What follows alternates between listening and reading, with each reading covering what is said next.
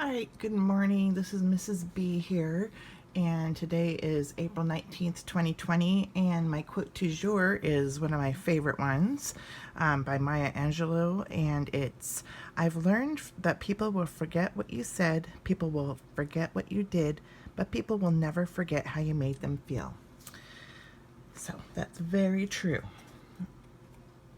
In today's book, I chose "Why Do You Love Me?" and my mom, she gave me this book again when I was a little girl, and I just think it's a really sweet little story, and I hope you enjoy it. Okay.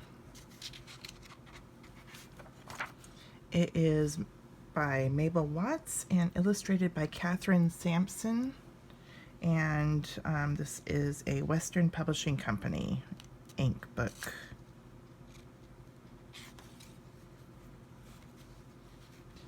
Billy, a very small bear cub, came sliding down the slope behind his wild and woolly mother.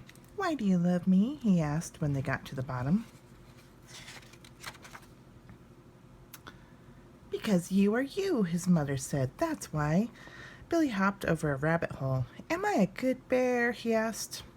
"Sometimes yes and sometimes no," said his mother. That's a funny sort of answer, thought Billy. He played follow the leader behind his mother, and he thought about it some more. Down the trail they went together. After a while they came to a river where two little bears were fighting over a fish. "It's mine," said one. "I saw it first." "But I caught it," said the second. "That's what makes it mine." "Nya, nya," growled the two little bears. They pushed each other into the water. They splashed, they tussled, and they pinched till the fur went flying. They were having a regular tug-of-war over that fish, and neither of them would give in. "Ouch, ouch! Give it to me!" Billy watched the fighting bears. His little old heart went tick-tum-tum. "Am I ever that mean?" he asked. "Am I?" "Sometimes yes and sometimes no," said his mother. Billy felt sad because sometimes he really was that bad.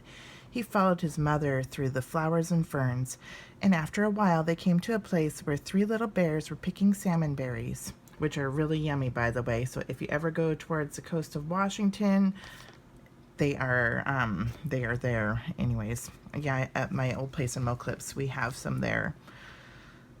Okay, onward.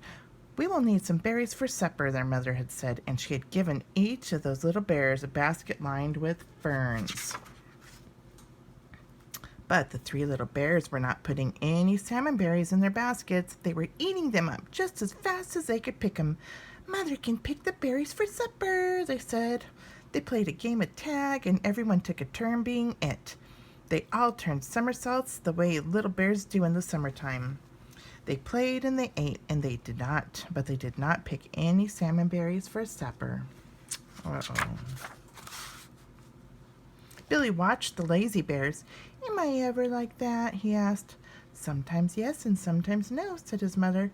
"But have some berries anyways." Billy sucked the berry juice off his paw. He felt very sad because sometimes he really was that bad.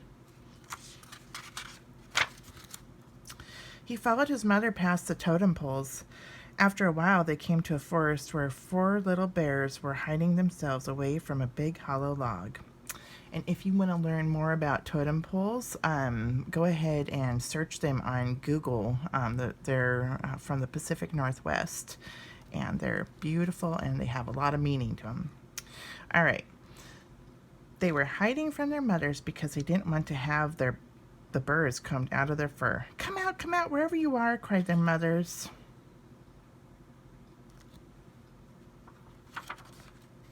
The four little bears would not come out. Their mothers hunted high and low, but they never thought of looking in that big hollow log. Billy peeped in at them. "Do I ever play tricks like that?" he asked. "Sometimes yes and sometimes no," said his mother.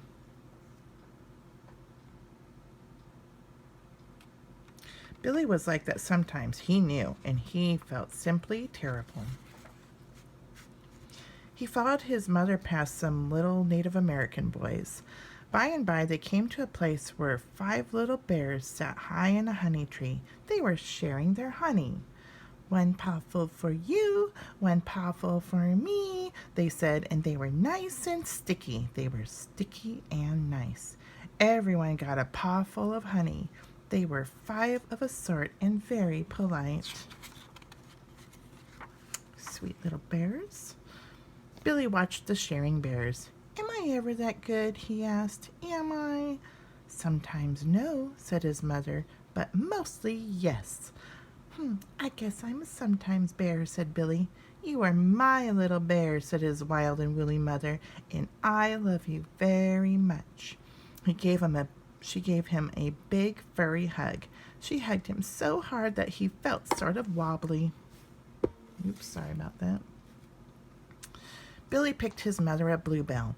Then they both went through the skunk cabbage patch.